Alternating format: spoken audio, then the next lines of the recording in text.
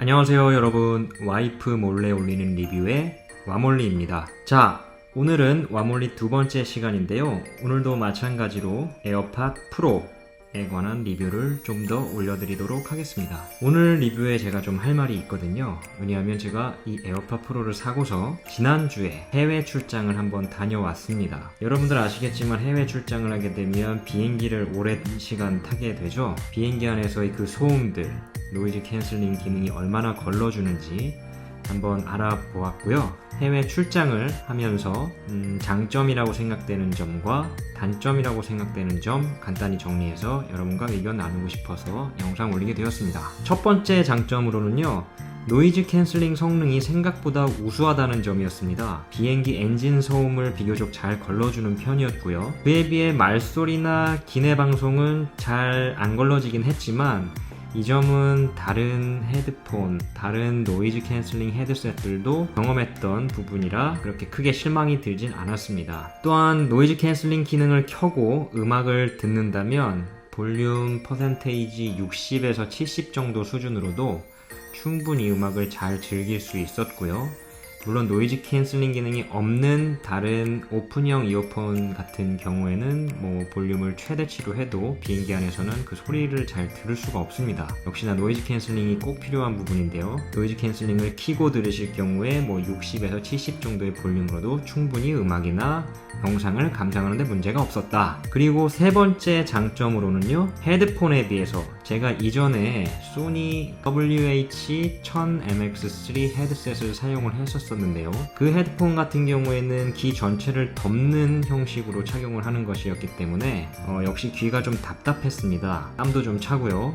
비행기 안에서 장시간 사용하게 될 경우에는 귀가 좀 아프기도 했었고요. 그에 비해서 이 에어팟 프로 같은 경우에는 귀에 쏙 들어가는 크기다 보니까 장시간 착용을 해도 귀가 상대적으로 덜 아팠고요. 물론 커널형이기 때문에 귀 구멍이 가끔 이제 좀 간질간질 한다든지 이럴 때는 있었지만 그 외에 귀 전체가 고통이 오는 거는 기존의 소니 헤드폰보다는 훨씬 적었던 것 같습니다. 답답함도 훨씬 당연히 덜했고요. 그 다음에 마지막 장점, 제가 생각했을 때 이 에어팟 프로의 장점 중에 하나는 머리가 덜 눌린다는 점이에요.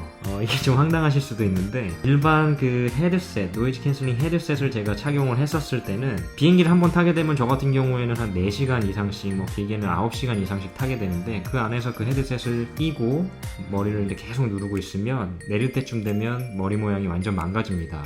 그래서 비행기를 탈 때는 왁스를 바르기도 어려웠고 그런 좀 단점들이 있었는데, 역시나 이 에어팟 프로 같은 경우에는 헤어밴드 쪽이 없고 귀에 직접 꽂히는 스타일이기 때문에 그런 부분이, 머리에 대해서 신경 쓸 부분이 없었습니다. 물론 이제 기내에서 잠을 자게 될 경우에는 이렇게 뒤로 기대면 뒷머리가 눌리는 경우는 있겠지만, 이렇게 헤어밴드 모양으로 이렇게 머리가 눌리는 그런 단점은 없다. 한 2-3시간 정도 거리되는 출장일 경우에는 출장지에 내려서 바로 미팅을 들어가게 되는 경우도 있는데, 그럴 경우에 머리를 신경 쓸 일이 적다라는 게 또 하나의 장점이 된 것 같습니다. 이제 단점 부분을 말씀을 드리자면요, 역시 해외여행을 가게 되면 비행기를 저 같은 경우에는 짧게는 3-4시간, 길게는 8-9시간 정도를 타게 되는데요. 아시다시피 이 에어팟 프로의 배터리가 한 4시간 반 정도 됩니다. 노이즈 캔슬링 기능을 켰을 때요. 그런데 저희가 집에서 출발해서 공항에 한 3시간 전에 도착을 해서 수속 밟고 이러는 동안 에어팟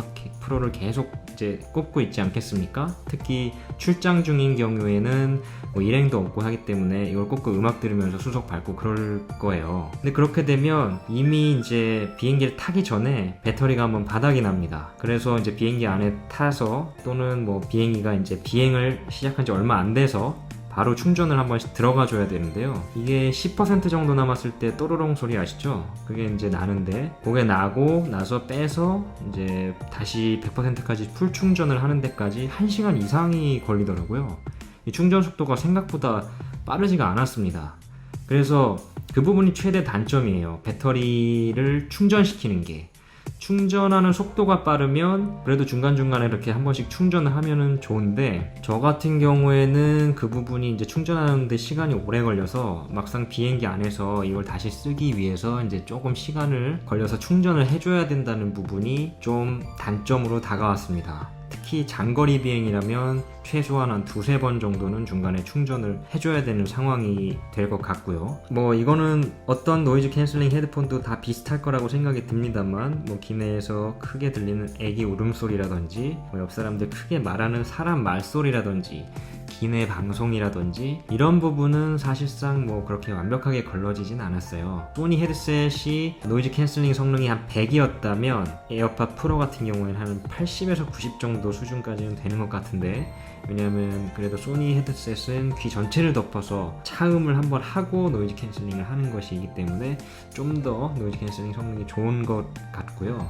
에어팟 프로 같은 경우에도 커널형이라 귀를 이렇게 막아주는 형태로 노이즈 캔슬링을 해서 이것도 차음이 나쁘지 않았지만, 소니 헤드폰형하고 비교했을 때는 조금 노이즈 캔슬링 부분은 약하다. 그렇지만 만족스럽다. 정리를 하자면 배터리가 너무 짧다. 그 부분이 좀 많이 아쉽게 다가왔습니다. 제가 기내에서 그 소음을 걸러주는 부분이, 즉 노이즈 캔슬링 부분이 어느 정도까지 잘 작동을 하는지 여러분들에게 한번 직접 들려드리고 싶어서 방법을 생각하다가 필믹 프로를 이용해서 한번 촬영을 해봤어요. 필믹 프로 같은 경우에는 블루투스 이어폰에 있는 마이크를 이용해서 녹음을 할 수 있는 기능이 있거든요. 그 부분을 이용해서 한번 녹음을 해봤는데, 네, 안녕하세요 여러분. 지금 비행기 안에서 에어팟 프로 노이즈 캔슬링 성능 시험을 하기 위해서 카메라를 켰습니다.